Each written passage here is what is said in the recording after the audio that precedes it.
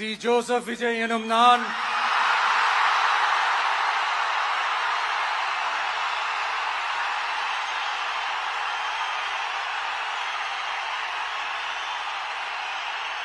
சட்டப்படி அமைக்கப்பெற்ற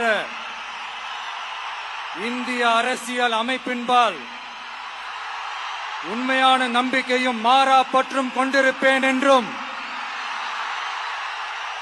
இந்திய நாட்டின் ஒப்பில்லாத முழு முதல் ஆட்சியையும் ஒருமையையும் நிலைநிறுத்துவேன் என்றும் தமிழ்நாட்டு அரசின் முதலமைச்சராக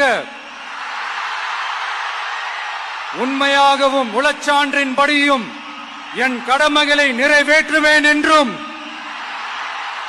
அரசியல் அமைப்பிற்கும் சட்டத்திற்கும் இணங்க அச்சமும் ஒருதலை சார்பும் இன்றி விருப்பு வெறுப்பை விலக்கி பலதரப்பட்ட மக்கள் அனைவருக்கும் நேர்மையானதை செய்வேன் என்றும் ஆண்டவன் மீது ஆணையிட்டு உறுதிமொழிகிறேன்.